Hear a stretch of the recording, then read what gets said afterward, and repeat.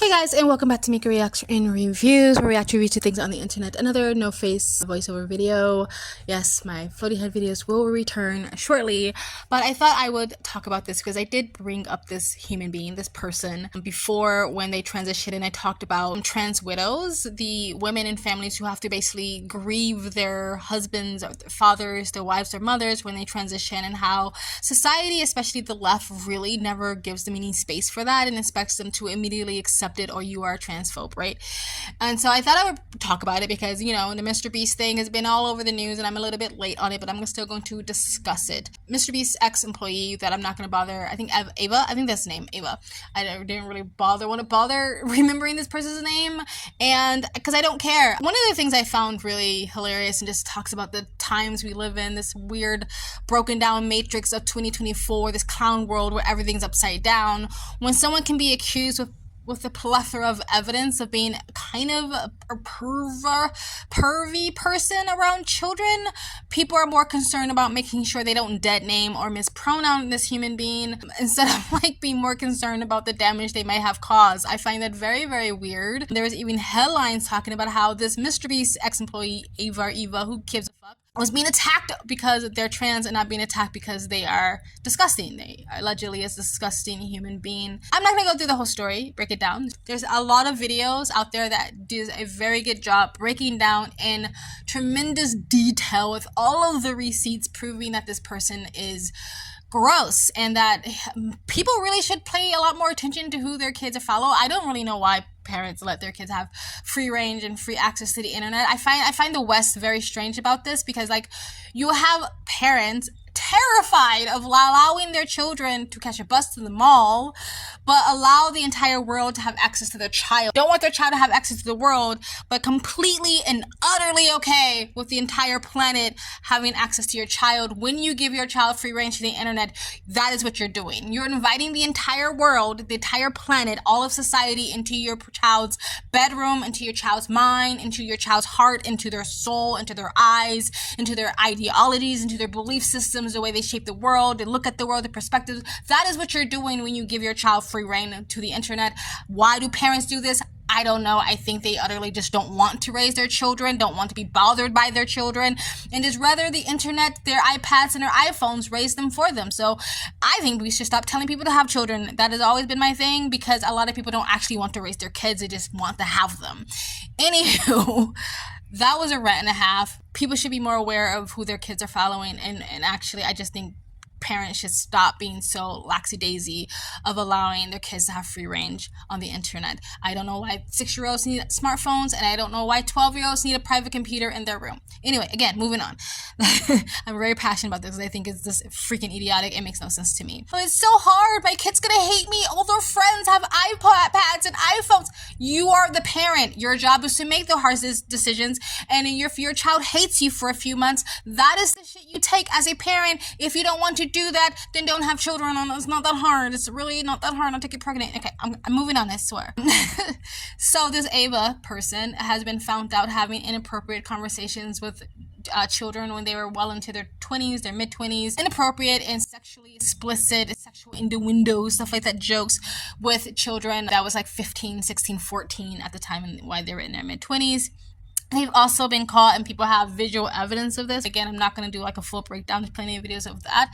But there's receipts of this person owning child P art on their wall. And apparently this child P artist was highly respected and protected by the online community. Why? I don't know. This is going to be another side rant, and I'll make it quick. When you have a whole generation that has been indoctrinated into an education system that seems obsessed with gender and sexuality and all those identities, that is rooted in queer theory, and if you know anything about queer theory, the grandfathers of queer theory were both freaking disgusting P words. They're both pervy people, and they both had weird obsessions with the children, and those are the two grandfathers of queer theory that the education system seems really, really obsessed with teaching and indoctrinating children into. So when I see young people protect a child P artist or protect furries in school and protect trans in drag shows, adult entertainment in front of children, it just makes me think it's because they've been taught from their education system that these things are actually a problem. I want to clarify this for a second here. I'm not saying that kink isn't kid-friendly. I'm saying that kids and kink can coexist at Pride in a totally fine way. Moving on from that rant, Mr. Beast was there at this person's home with the art on the wall, so Mr. Beast was very privy to the fact that his employee owned this art. It's gross, and this person should just kind of disappear. I mean, I would rather them go to jail, but unless there's other, I have heard there's other people that have come out and talked about inappropriate relationships they had with this person, not maybe physically, but just more like online. But the main person that people were talking about have already come out and said, hey, they don't feel like they were ever a victim. They don't feel like this person did anything wrong. And that's why a lot of cases when there's incidents like this and it does go to court, you don't always have to rely on the victim's testimony. Like, it does definitely carry weight, but there is a thing called, that's why we have phrases or terms like Stockholm syndrome. A lot of times it does take a while for someone to realize that they have been victimized. And even though I'm not a fan of people coming out of the woodwork 20, 30, 50 years later talking about they have been abused by a human being and now they want this human being to be prosecuted, even though now after 20, 30, 50 years there's no evidence of that, sometimes it does take a while for you to realize that you've had an inappropriate relationship with an adult. I've definitely had inappropriate relationships when I was a teenager with grown-ups, nothing necessarily physical, but just weird sexual innuendos, jokes, conversations, advice, just things that adults should have never been saying to me as a child. These are adults that I wasn't related to and stuff like that, but just adults around me. And it happened a lot when I was in theater, by the way, that world. A lot of inappropriate boundary breaking between adults and children, teenagers, not just me, but my friends and stuff like that, that as I've gotten older, I look back now and I'm out of my 20s. It took me a while to realize this. It took me all through my 20s to realize that those relationships were inappropriate. And sometimes when you realize that, you just realize it and you move on. And sometimes you realize you were abused or victimized and you have to unpack that trauma now, because now it's coming to fruition. It's coming to your forefront of your consciousness that you were a victim. So it does happen. Sometimes people seemingly go along with something and they seem fine, and then 10 years later they actually look back at it and go, I was a victim. That's the same reason why a lot of the whole Andrew Tate case, where people are like, well look, the victim said nothing wrong happened to them. Like, okay, that's why we don't have to rely on their testimony. Yes, it carries weight.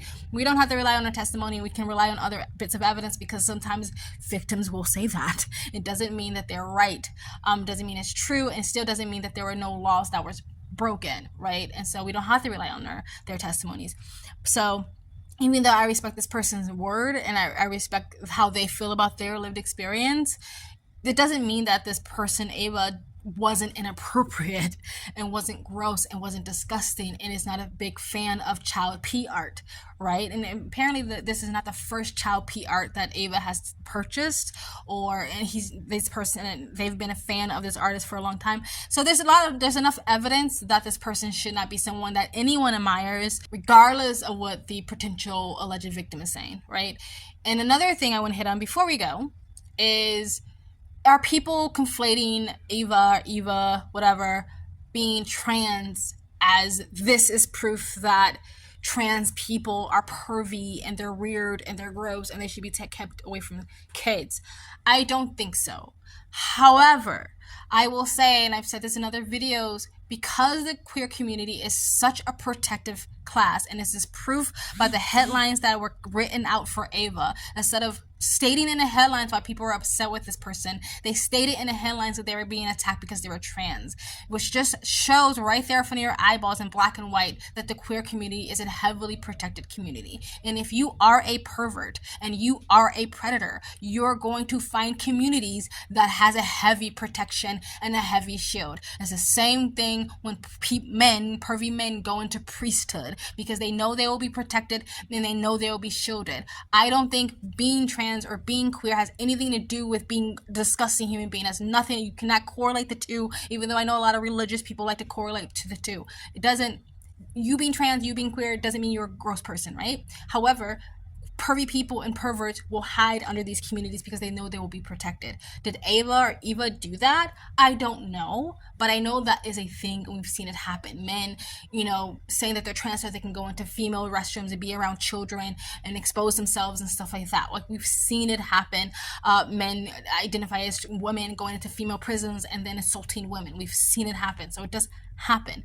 Is that Ava's case? I don't know. Ava might truly just be trans and also a fucking pervert.